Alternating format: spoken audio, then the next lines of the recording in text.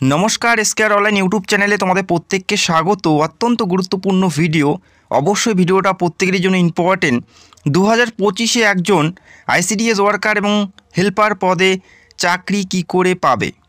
2025-এ worker এবং helper পদে কি করে চাকরি পাবে, বা একজন অ্যাজ এ আইসিডিএস ওয়ার্কার এবং হেল্পার পদে যারা দেখতে চাও তাদের করণীয় কি আছে, এই নিয়োগ সম্পর্কে সমস্ত তথ্য, পাশাপাশি এই পদগুলোর ক্ষেত্রে কি কি কাজ থেকে শুরু করে প্রত্যেকটা বিষয়সমূহ তোমরা এই ভিডিওতে জানতে পারবে।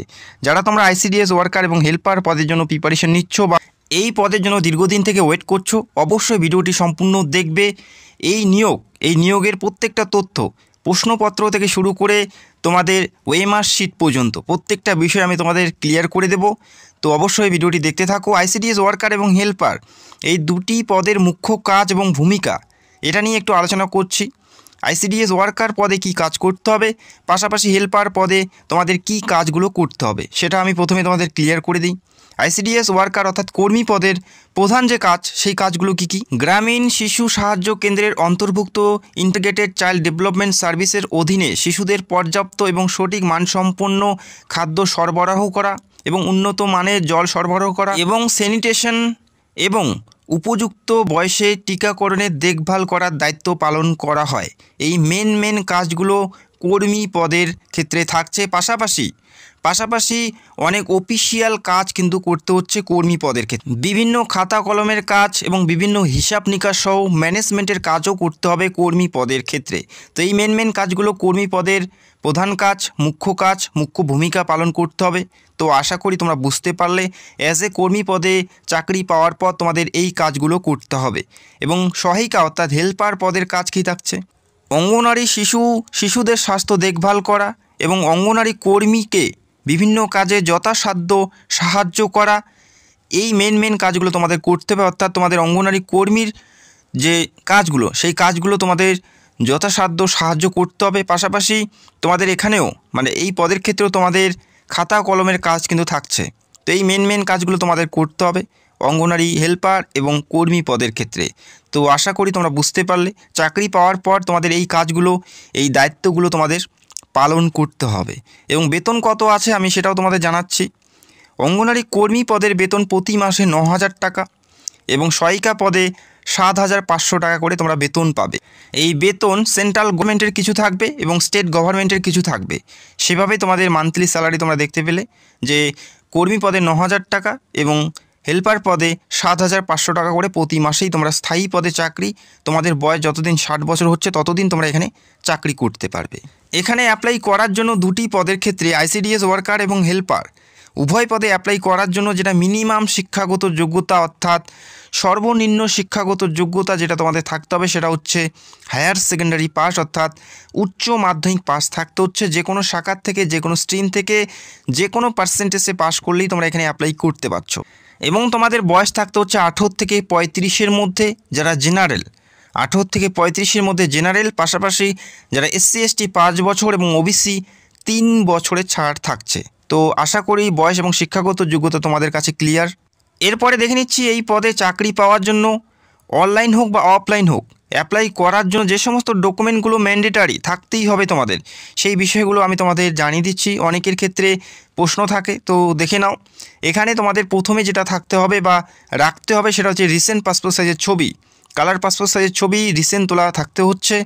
পাশাপাশি প্রার্থীর এজ প্রুফ সার্টিফিকেট, সেটা মাধ্যমিকের এডমিট কার্ড তোমরা দিতে পারো। পাশাপাশি ভোটার কার্ড, আধার কার্ড তোমাদের থাকতে হবে। তারপরে তোমাদের থাকতে হবে স্থায়ী বাসিন্দা প্রমাণপত্র, অর্থাৎ রেসিডেন্সিয়াল সার্টিফিকেট তোমাদের একটি নিতে হবে। সেটা তোমাদের গ্রাম প্রধান বা গ্রাম পঞ্চায়েত অথবা বিডিও, সেখান থেকেই তোমরা একটি যে রেসিডেন্সিয়াল সার্টিফিকেট তোমাদের একটি বের করতে হবে। পাশাপাশি শিক্ষাগত যোগ্যতার সার্টিফিকেট এবং যারা SC ST OBC কাস্ট থেকে বিলং করে তাদের সেই কাস্ট সার্টিফিকেট। পাশাপাশি তোমাদের থাকতে হবে ভারতীয় নাগরিকত্বের প্রমাণপত্র, সেটা আধার কার্ড অথবা ভোটার আই কার্ড। তো এই মেন যে ডকুমেন্টগুলো তোমাদের থাকতে হবে। পাশাপাশি উচ্চ মাধ্যমিক পাশের মার্কশিট, এই মেন তোমাদের ডকুমেন্টগুলো থাকতেই হবে ম্যান্ডেটারি, তবেই তোমরা অ্যাপ্লাই করতে পারবে বা এই পদে চাকরি পাওয়ার যোগ্য থাকবে। আবেদন কি করে করবে? যেহেতু এটা জেলাভিত্তিকভাবে নিয়োগ করা হয়, সেক্ষেত্রে বিভিন্ন জেলাতে অনলাইনে এবং বিভিন্ন জেলাতে অফলাইন অ্যাপ্লিকেশন প্রসেস তোমরা দেখতে পারবে। অনলাইনে অ্যাপ্লাই করার জন্য নিজস্ব জেলার অফিসিয়াল সাইটে যেতে হবে, সেখানে গিয়ে স্টেপ বাই স্টেপ তোমরা বাড়িতে বসে অ্যাপ্লাই করতে পারবে বা কোনো ক্যাফে গিয়ে তোমরা অ্যাপ্লাই করতে পারবে। এবং অফলাইনে কি করে অ্যাপ্লাই করবে?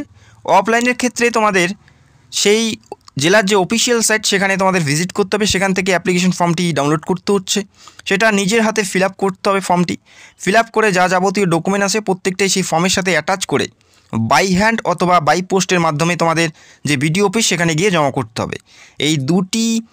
এই দুটি মাধ্যমে কিন্তু নিয়োগ প্রক্রিয়া করানো হয় আইসিডিএসের ক্ষেত্রে। বিভিন্ন জেলাতে অনলাইন এবং বিভিন্ন জেলাতে অফলাইনের মাধ্যমে কিন্তু তোমরা অ্যাপ্লাই করতে পারবে। এবং এখানে অ্যাপ্লাই করার জন্য কোনো অ্যাপ্লিকেশন ফি তোমাদের জমা করতে হবে না, একদম বিনামূল্যেই তোমরা এখানে অ্যাপ্লাই করতে পারবে। আর অবশ্যই তোমরা কোন জেলার থেকে ভিডিও দেখছো সেটা অবশ্যই কমেন্ট করে জানাবে।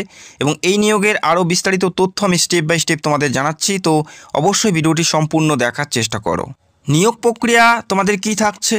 প্রথমে লিখিত পরীক্ষা থাকবে এবং তারপরে ইন্টারভিউ থাকবে। যে সকল প্রার্থীর অ্যাপ্লিকেশন পুরোপুরি সাবমিট হবে তারা লিখিত পরীক্ষার জন্য ডাক পাবে। যারা লিখিত পরীক্ষার জন্য ডাক পাবে তাদের প্রথমে একটি লিখিত পরীক্ষা দিতে হচ্ছে 90 নম্বরের, তারপরে একটি ইন্টারভিউ থাকবে 10 নম্বরের। যারা অ্যাপ্লাই করে প্রত্যেকেই যে পরীক্ষার ডাক পাবে তা নয়, বিভিন্ন প্রার্থীর অ্যাপ্লিকেশনের সময় মিস্টেক হওয়ার কারণে তারা পরীক্ষার জন্য ডাক পায় না। যে সকল প্রার্থী পরীক্ষার জন্য ডাক পাবে তারা প্রথমে লিখিত পরীক্ষা এবং তারপরে ইন্টারভিউ। অ্যাপ্লাই করার 2 থেকে 3 মাসের মধ্যে তোমাদের পরীক্ষায় ডাকা হবে। এই দুটি ধাপের মাধ্যমে নিয়োগ করা হবে। প্রথমে লিখিত পরীক্ষা থাকবে, এই পরীক্ষার সিলেবাস আমি একটু পরে জানাচ্ছি, যেখানে 90 নাম্বার পরীক্ষা থাকবে এবং তারপরে 10 নম্বরের ইন্টারভিউ থাকবে, অর্থাৎ টোটাল 100-র মধ্যে তোমাদের পরীক্ষা। এই 100-র মধ্যে যারা সর্বোচ্চ নাম্বার পাবে তারা কিন্তু কোয়ালিফাই করে যাবে, অর্থাৎ তারা চাকরি পেয়ে যাবে। তো আরও একটি কথা জানিয়ে দিচ্ছি, এখানে 1:5 রেটিওতে প্রার্থীকে ইন্টারভিউ ডাকা হবে, অর্থাৎ 10টি যদি ভ্যাকেন্সিস থাকে সেক্ষেত্রে 15 জন ইন্টারভিউর জন্য ডাক পাবে। 1:5 রেডিওতে প্রার্থীকে ইন্টারভিউ ডাকা হবে। এবং বিগত নিয়োগের যে প্রশ্নপত্র সেটা আমি তোমাদের অবশ্যই দেখাবো। অতটা সোজা পরীক্ষা কিন্তু হচ্ছে না। এই 90-এর মধ্যে অবশ্যই তোমাদের মিনিমাম 30 নাম্বার তুলতেই হবে পাস করার জন্য। মিনিমাম নাম্বার 30 তোমাদের তুলতে হবে পাস করার জন্য। তবে যত ভালো ফল করতে পারবে তার হাতেই তত বেশি সুযোগ থাকবে। কোন পরীক্ষা দিতে হবে, কোন পরীক্ষা তোমাদের দিতে হচ্ছে সেটাও আমি তোমাদের জানাচ্ছি। এবং জানিয়ে রাখি, পরীক্ষার প্যাটার্ন ওয়ার্কার এবং হেল্পার পদের ক্ষেত্রে সেম থাকবে। ওয়ার্কার পদের ক্ষেত্রে কোশ্চেন্স লেভেল থাকবে 10 to 12 এবং হেল্পার পদের ক্ষেত্রে কোশ্চেন্স লেভেল থাকবে 8 to মাধ্যমিক লেভেলের প্রশ্ন থাকবে। অবশ্যই মনে রাখবে কোশ্চেন্স প্যাটার্ন তোমাদের সেম থাকবে, তবে ওয়ার্কার পদের ক্ষেত্রে মাধ্যমিক এবং উচ্চ মাধ্যমিক লেভেলের প্রশ্ন থাকবে এবং হেল্পার পদের ক্ষেত্রে 8 to মাধ্যমিক লেভেলের প্রশ্নপত্র তোমাদের থাকবে। তো দেখে নাও পরীক্ষার যে প্যাটার্ন বা সিলেবাস সেটা তোমরা এই মুহূর্তে একটু দেখে নাও। পাটিগণিত থাকবে 10ম শ্রেণী মানের, যেখানে 20 নাম্বার থাকবে। অলরেডি পরীক্ষার সিলেবাস নিয়ে ভিডিও করা আছে চ্যানেলে, চাইলে অবশ্যই তোমরা দেখতে পারো। পাটিগণিত থাকছে 20 নাম্বার, তারপরে রচনা থাকবে, রচনা লিখুন 150 শব্দের, যেখানে 15 নাম্বার থাকবে। যেমন লক্ষ্মীর ভাণ্ডার সম্পর্কে 150 শব্দের একটি রচনা লিখুন, অথবা শিশু শ্রম সম্পর্কে 150 শব্দের একটি রচনা লিখুন, যেখানে 15 নাম্বার করে থাকবে। তো এই রচনা থাকছে 15 নাম্বারের। তারপরে থাকছে পুষ্টি, জনস্বাস্থ্য, মহিলাদের অবস্থান, রাষ্ট্র পুষ্টি নীতি এবং টিকাকরণ, যেখানে 15 নাম্বার থাকবে। পাশাপাশি সাধারণ জ্ঞান থেকে 20 নাম্বার, ইংরেজি থাকছে 20 নাম্বার, যেখানে টোটাল 90 নাম্বারের পরীক্ষা থাকছে। পরীক্ষার জন্য সময় পাবে তোমরা 2 ঘন্টা। 2 ঘন্টা পরীক্ষার জন্য সময় পাবে। আর এই পরীক্ষায় অবশ্যই মিনিমাম 30 নাম্বার তুলতেই হবে। তবে যে যত ভালো নাম্বার তুলতে পারবে তার হাতেই তত বেশি সুযোগ থাকবে। এরপরে আমরা দেখে নিচ্ছি কোশ্চেন্স পেপার, এবং তোমরা ওয়েমার শিট নিয়ে অনেকেই প্রশ্ন করে থাকো। ওয়েমার শিটটা দেখে নাও। এই টাইপের একটি ওয়েমার শিট তোমাদের দেওয়া হবে, সেখানে তোমাদের রোল নাম্বার এবং নেম অবশ্যই ভালো করে এখানে ফিল করতে হবে। যদি এখানে কোনো মিস্টেক হয়ে যায় সেক্ষেত্রে পরীক্ষা পুরোপুরি বাতিল হয়ে যাবে। তো ওয়েমার শিট অবশ্যই ভালো করে ফিল করতে জানতে হবে। তবে আমি অবশ্যই একটি ফুল ভিডিও করে তোমাদের দেখিয়ে দেবো ওয়েমার শিট কী করে ফিল করতে হয়। তো আমি তোমাদের দেখিয়ে দিচ্ছি তোমরা কি করে তোমাদের উত্তরগুলো ওয়েমার শিটে তোমরা পিক করবে সেটা দেখে নাও। অনেকেই জানে না, অনেকেই কমেন্ট করে থাকে, সেক্ষেত্রে আমি দেখিয়ে দিচ্ছি। আশা করি কম বেশি প্রত্যেকেই জানো ওয়েমার শিটে কী করে ফিল করতে হয়। তো এই মুহূর্তে ওয়েমার শিট তোমরা দেখতে পাচ্ছ, এখানে তোমাদের সঠিক উত্তরগুলো ফিল করতে হবে। তো অন স্ক্রিন তোমরা দেখতে পাচ্ছ যেখানে 1 থেকে 1, 2, 3, 4 এরকম নাম্বারিং তোমরা দেখতে পাচ্ছ। এখানে ABCD 4টা করে অপশন তোমরা দেখতে পাচ্ছ। প্রশ্নপত্রে তোমাদের প্রশ্ন থাকবে এবং 4টা করে অপশন থাকবে। যে উত্তরটি তোমাদের কাছে সঠিক মনে হবে বা যে উত্তরটি সঠিক, A হতে পারে, B হতে পারে, C হতে পারে অথবা D হতে পারে। ধরে নাও এক নম্বরের প্রশ্নের উত্তর, সঠিক উত্তর D।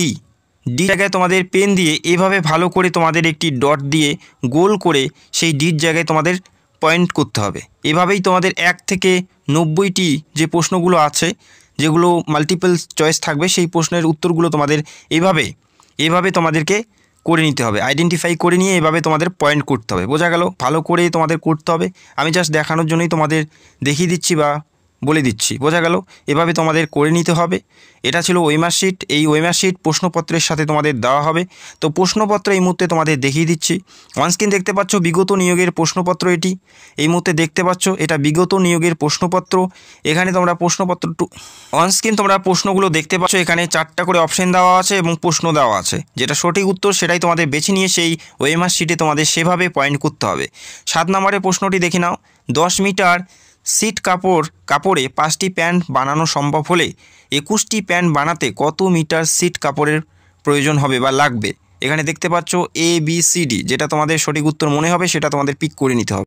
যারা তোমরা ভাবো যে ICDS ওয়ার্কার বা হেল্পার পদের পরীক্ষা অতটাও হার্ড হয় না, তোমরা অনস্ক্রিন দেখতেই পাচ্ছ প্রশ্নপত্র অতটাও সোজা পরীক্ষা কিন্তু হয় না। ICDS ওয়ার্কার এবং হেল্পার পদের ক্ষেত্রে কম্পিটিশন লেভেল অনেকটাই বেশি হয়ে গেছে, সেক্ষেত্রে প্রশ্নপত্র লেভেল অনেকটাই হাই থাকবে। অনস্ক্রিন তোমরা দেখতেই পাচ্ছ 9602-এর সঙ্গে কোন ক্ষুদ্রতম সংখ্যা যোগ করলে যোগফল একটি পূর্ণবর্গ সংখ্যা হবে? দেখতেই পাচ্ছ WBKPর যে প্রশ্নপত্র থাকে সেই টাইপের এবং সেই ধরনের প্রশ্নপত্র দেওয়া হয়। তো বুঝতেই পারছো যে প্রশ্নপত্র অতটাও সহজ থাকে না। তো যথেষ্ট ভালো প্রিপারেশন না নিলে তোমরা ভালো নাম্বার তুলতে পারবে না বা পাস করতে পারবে না। তো তোমরা দেখতেই পাচ্ছ প্রশ্নগুলো। 2 নম্বর প্রশ্নটি দেখে নাও। সাধারণত 1 থেকে 3 বছর বয়সী শিশুদের পুষ্টির অভাবে যে কারণে অন্ধত্ব রোগ হয় তার নাম কি? দেখতেই পাচ্ছ ABCD। তো প্রশ্নপত্র অতটাও সহজ থাকবে না। যথেষ্ট ভালো প্রিপারেশন না নিলে তোমরা এখানে পাস করতে পারবে না। তো যারা তোমরা এই পদে চাকরি পেতে চাও বা চাকরি করতে চাও, অবশ্যই তোমাদের এখন থেকে প্রিপারেশন নিতে হবে। এই বছরের ক্ষেত্রে একটি বড় সুবর্ণ সুযোগ। যারা এই পদের জন্য দীর্ঘদিন থেকে ওয়েট করে আছে তাদের ক্ষেত্রে বলে রাখি, এই বছর টোটাল 36,000 পদে ICDS ওয়ার্কার এবং হেল্পার পদে নিয়োগ করা হচ্ছে রাজ্যের প্রত্যেকটা জেলাতে এবং প্রত্যেকটা ব্লকেই ভ্যাকেন্সিস তোমরা দেখতে পারবে। সেক্ষেত্রে যথেষ্ট ভালো প্রিপারেশন নিতে হবে। একই তারিখে বা একইবারে প্রত্যেকটা জেলার প্রত্যেকটা ব্লকেই তোমরা ভ্যাকেন্সিস দেখতে পারবে না, বিভিন্ন জেলায় বিভিন্ন তারিখে তোমরা ভ্যাকেন্সিস দেখতে পারবে। তবে এই মাস থেকে তোমরা নতুন ভ্যাকেন্সিস রাজ্যে দেখতে পারবে, যেখানে 36,000 পদেই নিয়োগ করা হচ্ছে। আর অবশ্যই তোমাদের জেলার নামগুলো কমেন্ট করে জানাবে। অবশ্যই যখনই তোমাদের জেলায় নতুন নিয়োগের বিজ্ঞপ্তি আসবে সবার আগে ভিডিও করে তোমাদের অ্যাপ্লিকেশন প্রসেস থেকে শুরু করে নোটিশ নিয়ে প্রত্যেকটা বিষয় নিয়ে আলোচনা করব। সেক্ষেত্রে অবশ্যই তোমাদের জেলার নামগুলো কমেন্ট করে জানাবে। এই বছর ICDS প্রার্থীর জন্য কিন্তু সুবর্ণ সুযোগ। এই বছর 36,000 পদে ICDS ওয়ার্কার এবং হেল্পার নিয়োগ করা হচ্ছে। ICDS এর সমস্ত তথ্য পেতে অবশ্যই আমাদের চ্যানেলটাকে সাবস্ক্রাইব করে রাখবে। ভিডিওটি দেখার জন্য অসংখ্য ধন্যবাদ। Thank you so much.